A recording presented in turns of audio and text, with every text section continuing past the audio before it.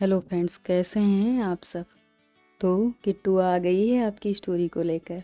गले में थोड़ा सा पेन है, जिस वजह से शायद आपको मेरी वॉइस अच्छी ना लगे, तो प्लीज़ मेरी वॉइस को अवॉइड करिएगा और आप सीधा स्टोरी पे फोकस करेंगे, उसे अच्छे से सुनेंगे और फील करेंगे। ये स्टोरी का 4 पार्ट है। स्टोरी को अच्छे से समझने के लिए बाकी के पार्ट आप वॉच कर सकते हैं। तो चलिए मेरे साथ सुनते हैं इस स्टोरी की आगे की कहानी। स्टोरी के पिछले पार्ट में क्या हुआ था ये तो आप जानते ही हैं।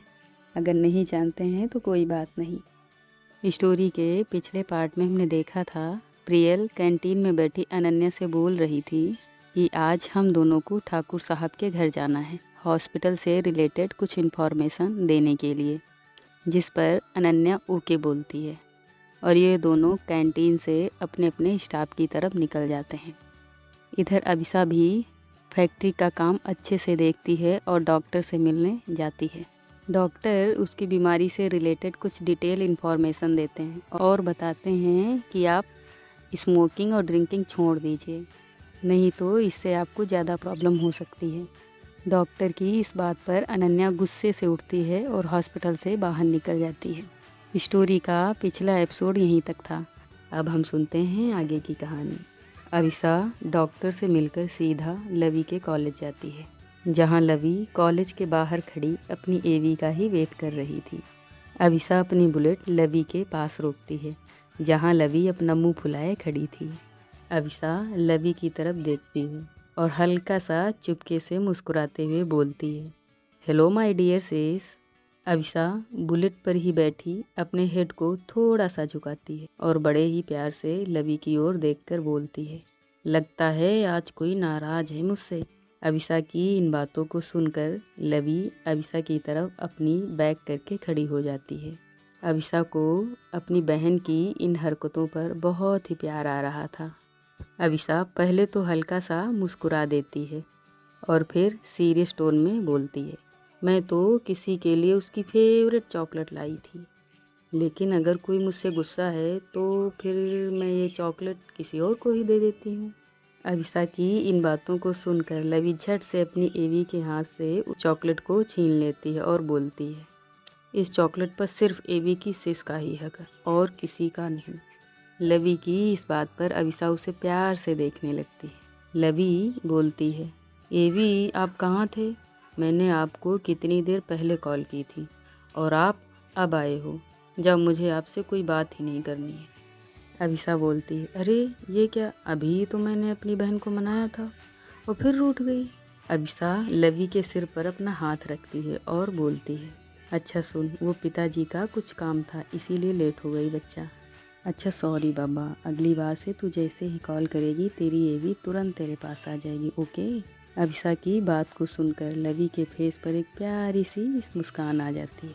लवी को यूं मुस्कुराता देख अविसा बोलती है, ये हुई ना बात, मुझे मेरी बहन को हमेशा ऐसे हंसते हुए देखना पसंद है। अविसा फिर बोलती है, अच्छा चल बैठ, घर चलते हैं, नहीं तो माँ की कॉल आ जाएगी। लवी मुस्कुराती है और बुलेट पर बैठ जाती है।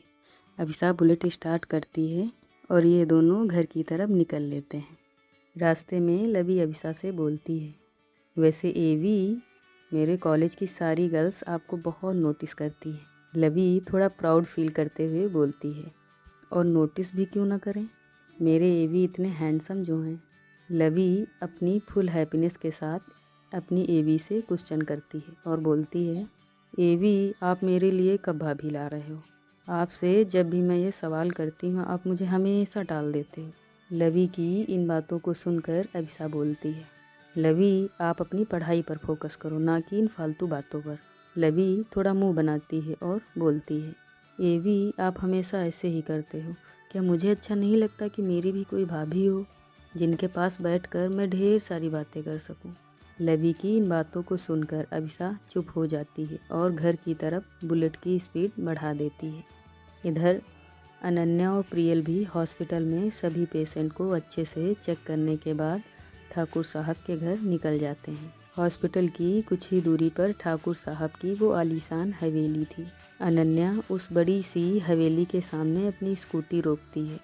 ये दोनों स्कूटी से उतरते हैं और अनन्या और प्रियल जैसे ही अपनी नज़र सामने उस आलीशान हवेली पर डालते हैं, थोड़ी देर के लिए हवेली के उस खूबसूरती में खो जाते हैं। थोड़ी देर हवेली को देखने के बाद प्रियल बोलती है, मैंने तो आज तक इतनी आलीशान और खूबसूरत हवेली नहीं देखी। प्रियल फिर बोलती है, क्या हवेली है यार, हवेली के एक एक कोने को बड़ी ही बारीकी से डिजाइन किया गया है।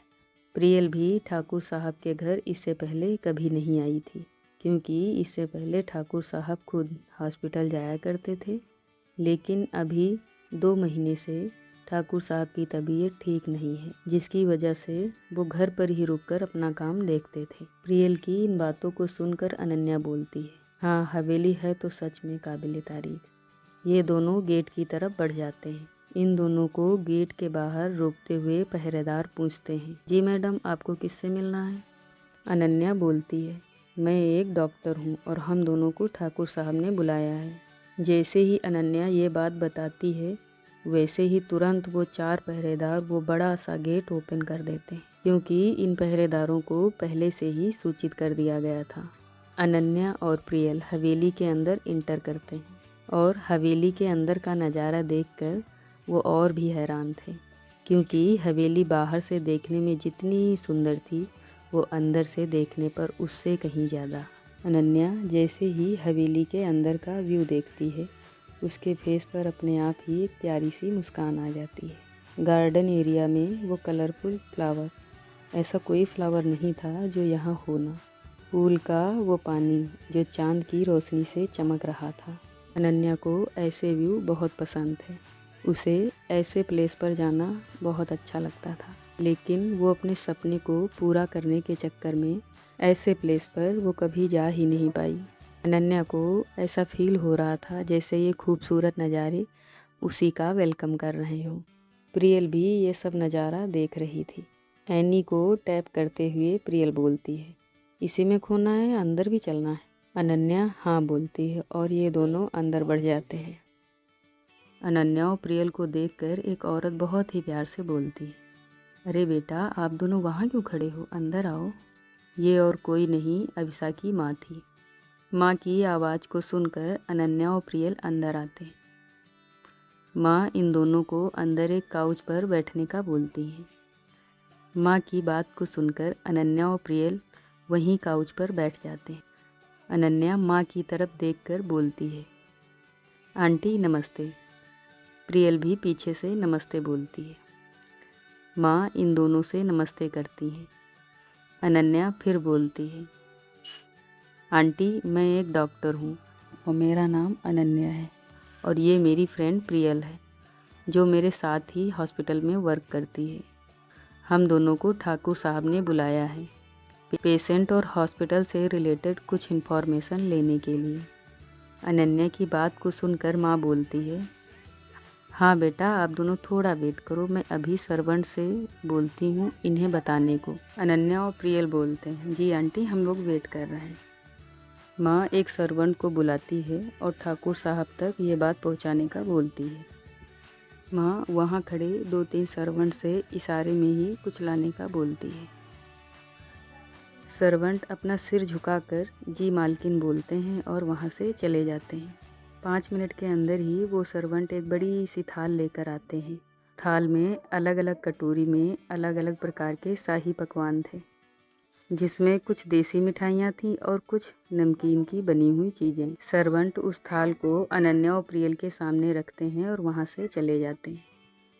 माँ अनन्या और प्रियल की तरफ देखकर उस थाल की ओर इशारा करते हुए बोलती हैं, बेटा आप दोनों कुछ खा लो, तब तक ठाकुर साहब भी आ जाएंगे। माँ की इस बात को सुनकर अनन्या और प्रियल हाँ बोलते हैं। तभी इन दोनों को एक बच्चे की आवाज़ सुनाई देती है। इस आवाज़ को सुनकर ये दोनों सामने की तरफ देखते हैं, जहाँ एक बच्चा जिद कर रहा था और बोल रहा था, नहीं मुझे नहीं दूध पीना, मैंने आपसे बोल दिया कि मैं दूध नहीं पीऊँगा तो नहीं पीऊँगा। ये बच्चा और कोई नहीं मानव था। मानव की माँ मानव के पीछे पीछे आ रही थी और बोल रही थी, बेटा जिद नहीं करते। और फिर मानव तो बहुत अच्छा बच्चा है, दूध पी लेता है ना। अपनी माँ के इतने प्यार से कहने पर भी मानव दूध नहीं पी रहा था। मानव दौड़कर अविसा की माँ के पास जाता है और बोलता है, बनी माँ दे दो ना, मुझे दे दो, ज़बरदस्ती दूध पिला रही है, मैं पीना नहीं चाहता तब भी मुझे पिलानी है। मैंने बोला है कि मैं इनसे दूध नहीं पीऊँगा फिर भी पिलानी है। मानो की माँ अविसा की माँ की तरफ देखकर बोलती है, देखो ना माँ, मानो कितना ज़िद्दी हो गया है और ये सब आपके और एएस के लाड प्यार का ही नतीजा है। माँ उन्हें इशारे से ही चुप रहने का बोलती हैं। जैसे ही अनन्या और प्रियल एएस का नाम सुनते हैं, दोनों ही एक साथ एक दूसरे को देखने लगते हैं। माँ बड़े प्यार से मानो से पूछती है, मानो बेटा, अगर आपको अपनी माँ से दूध नहीं पीना है तो फिर किससे पीना है? मानो बड़ी मासूमियत के साथ बोलता है, बनी माँ, मुझे हमेशा एएच ही दूध पिलाती, मैं एएच से ही दूध पीऊँगा। माँ बोलती है, पर बेटा एएस तो अभी आई नहीं है और उसे आने में अभी लेट है, तो आप दूध पी लो और जब आपकी एएस आ जाए तो आप फिर से एएस से दूध पी लेना, ओके? माँ के इतना समझाने पर भी मानो नहीं मान रहा था और वो एएस से ही दूध पीने की जिद कर रहा था। यहाँ अनन्या और प्रियल मानो की सारी बातों को सुन रहे थे। अनन्या मानो की तरफ अपना हाथ बढ़ाते हुए बोलती है, फ्रेंड्स। अनन्या की इस बात पर मानो बोलता है, लेकिन मैं तो आपको जानता भी नहीं। अनन्या बोलती है, ओके, तो आप मुझे जानते नहीं इसलिए मुझसे दोस्ती नहीं करना चाहते। अनन्या थोड़ा रुकती है और फिर बोलती है, देखो मैं एक डॉक्टर हूँ और डॉक्टर तो सभी के फ्रेंड्स होते हैं। अनन्या की इस बात पर मानो बोलता है, वो कहते हैं, देखो जब भी आपकी तबीयत खराब होती है तो आप डॉक्टर के पास जाते हो ना, और डॉक्टर से अपनी सारी प्रॉब्लम शेयर करते हैं और डॉक्टर अपने जादू से आपको सही कर देते हैं। और फिर हम अपनी प्रॉब्लम तो उसी से शेयर करते हैं जो हमारा दोस्त होता है। तो उस हिसाब से मैं भी आपकी दोस्त हुई ना, क्योंकि मैं एक डॉक्टर हूँ। अनन्या की इन प्यार भरी बातों को सुनकर मानो बोलता है, ओते वी आर फ्रेंड्स। अनन्या और मानो हैंडशेक करते हैं। मानो हैंडशेक करते हुए बोलता है, लेकिन आप मुझे चुई चुई तो नहीं लगाएंगे? मानो अपने फेस पर मासूमियत लेके बोलता है, मुझे चुई चुई से बहुत डर लगता है। अनन्या बोलती है, नहीं, मैं बच्चों को सुई नहीं लगाती हूँ और आप तो बहुत क्यूट हो और हम दोनों फ्रेंड्स भी हैं, तो फिर मैं आपको सुई कैसे लगा सकती हूँ? मानो अनन्या की बात पर खुश हो जाता है। अनन्या मानो की माँ से वो दूध का गिलास देने का बोलती है, पर मानो की माँ अनन्या को वो दूध का गिलास पकड़ा देती है। अनन्या उस दूध के गिलास को मानो के सामने करते हुए बोलती है, अब तो हम फ्रेंड्स हैं और फ्रेंड्स की सारी बात माननी चाहिए। तो आपकी ये डॉक्टर फ्रेंड्स आपसे ये दूध पीने का बोलती है, तो क्या आप अपनी इस न्यू फ्रेंड की बात मानोगे? मानो अनन्या की बात को थोड़ी देर सोचता है और फिर बोलता है, ओते। मानो अनन्या से वो दूध का गिलास ले लेता है और दूध पीने लगता है। मानो की बड़ी माँ और मानो की माँ ये दोनों मानो को दूध पीता देख बहुत खुश हो जाते हैं। ये मानो सिर्फ अपनी एज से ही दूध पीता है। पता नहीं कैसे मानो ने आपकी बात मान ली, तो थैंक यू बेटा।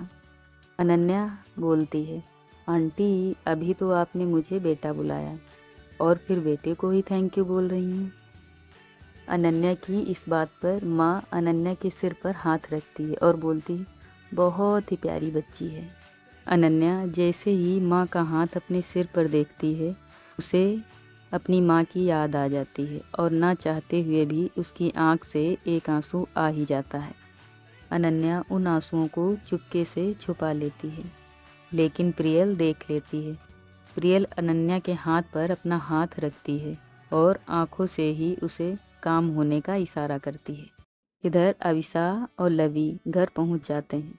मानो जैसे ही अविसा को देखता है, वो तुरंत अविसा की तरफ दौड़ता है और जोर से बोलता है, एच आप आ गए। मानो की इस आवाज़ को सुनकर सभी गेट की तरफ देखते हैं। अनन्या और प्रियल भी गेट की तरफ ही देखते हैं और देखकर चौंक जाते हैं। और अनन्या धीरे से बोलती है, ये खड़ूस यहाँ। प्रियल अनन्या से बोलती है, तू धीरे बोलना।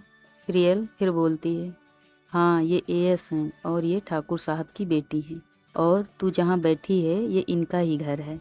अनन्या प्रियल की तरफ देखती है और बोलती है, तू मुझे पहले नहीं बता सकती थी? प्रियल बोलती है, मैं अगर तुझे पहले ही बताती तो तू मेरे साथ आती ही कैसे? अनन्या बोलती है, तुझसे तुझसे तो मैं बाद में ही निपटूंगी। मानो को यूं दौड़ते आता देख अभिसा तुरंत ही मानो को अपनी गोदी में उठा लेती है और उसे गोल गोल एक राउंड घुमा देती है, जिससे मानो जोर जोर से हंसने लगता है। अभिसा भी मानो के साथ हंसने लगती है। अभिसा हंसते हुए बहुत ही क्यूट लगती थी। मानो को राउंड करने से अभिसा के वो छोटे छोटे हेयर हवा में उड़ रहे थे और हेयर की एक दो स्ट्रेट उसके फेस पर आ रही थी, जो उसके फेस को और अट्रैक्टिव बना रही थी।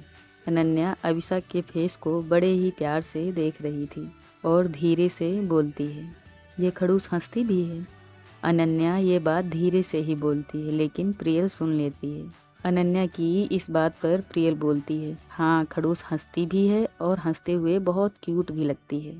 अनन्या प्रियल की इस बात पर उससे घूरती है और बोलती है, मैंने तो इसलिए कहा क्योंकि इसे तो सिर्फ गुस्सा करना आता है और बेवजह लोगों पर चिल्लाना। वैसे तुम दोनों की एक चीज़ तो मैच करती है।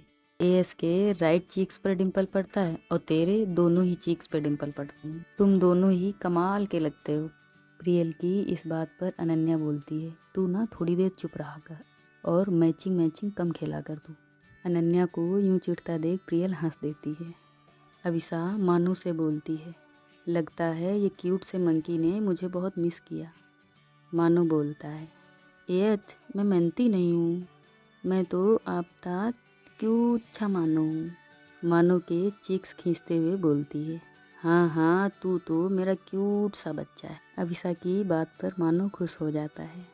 पीछे से एक आवाज़ आती है, एवी आप सारा प्यार अपने इस क्यूट से बच्चे को ही करते हो और इस बच्चे को तो आपने देखा ही नहीं। लवी ये बात अपनी फिंगर को अपनी तरफ पॉइंट करते हुए बोल रही थी। अभिसा अपने राइट साइड मानो को गोदी लिए हुए थी और अपने लेफ्ट साइड लवी को हक करते हुए बोलती है, अरे ऐसे कैसे अपने इस बड़े मंकी को प्यार नहीं करते? ये छोटा मंकी और ये बड़ा मंकी, ये दोनों तो हमारी जान है। अभिसा की मंकी वाली बात पर लवी और मानो पहले तो थोड़ा मुंह बनाते हैं और फिर ये दोनों एएस को टाइट हक कर लेते हैं। इन तीनों को ऐसे देखकर माँ बोलती है, ये दोनों इसी बात पर लड़ते रहते हैं कि अभिसा किसे ज़्यादा प्यार करती है। और इस सीन को देखकर सभी मुस्कुरा रहे थे और ना जाने क्यों अनन्या को भी अभिसा का ये रूप पसंद आ रहा था, उसे भी ये अच्छा लग रहा था। अनन्या थोड़ी देर के लिए अभिसा पर गुस्सा करना भूल जाती है और इस क्यूट से मूवमेंट में खो जाती है। अभिसा ने अभी सामने ये नहीं देखा था कि यहाँ अनन्या और प्रियल भी हैं। लवी फ्रेश होने अपनी रूम की तरफ जा रही थी, तभी उसकी नज़र काउच पर बैठी प्रियल पर पड़ती है, जहाँ प्रियल लवी को एकटक देख रही थी और उसकी नज़र लवी से हट ही नहीं रही थी। लवी बहुत सुंदर थी। लवी अभी कॉलेज ड्रेस में थी, जो कि बहुत क्यूट लग रही थी। लवी अपने मन में ही कहती है, ये कौन है और ये मुझे इतना क्यों घूर रही है? पता नहीं कहाँ से ऐसे ऐसे लोग आ जाते हैं। लवी प्रियल की तरफ एक अजीब सा फेस बनाती है और अपने रूम की तरफ निकल जाती है। मानो अभिसा से बोलता है, पता है आज आपका मैंने वेट नहीं किया और मैंने सारा दूध फिनिश कर लिया। मानो थोड़ा रुकता है और फिर बोलता है, पता है आप तो मुझे किसने दूध पिलाया? अभिसा बोलती है, हाँ बेटा आपको किसने दूध पिलाया? मानो अपनी फिंगर को अभिसा की तरफ पॉइंट करते हुए बोलता है, मैंने ये न्यू डॉक्टर फैन में। अभिसा मानो की इस बात पर सामने की तरफ देखती है, जहाँ अनन्या बैठी थी। अभिसा थोड़ी बड़ी आंखें करती है और अपने मन में ही कहती है, ये लड़ाकू मेरे घर क्या कर रही है। तो फ्रेंड्स ये एपिसोड यहीं तक था। अनन्या को अपने घर देखकर क्या करेगी अभिसा? क्या ये दोनों फिर से अपनी अपनी बात पर लड़ेंगे या शांत रहेंगे? ये तो आप लोग ही गेस करिए और कमेंट में मुझे बताइए कि आगे की स्टोरी में क्या होगा। तो चलिए हम चलते हैं और आप सोचिए कि आगे की स्टोरी में क्या होगा। तो मैं चलती हूँ और आप लोग यूँ ही हंसते मुस्कुराते रहिए और अपना प्यार और सपोर्ट मुझे देते रहिए। तो सुनते रहिए किट्टू स्टोरीज़।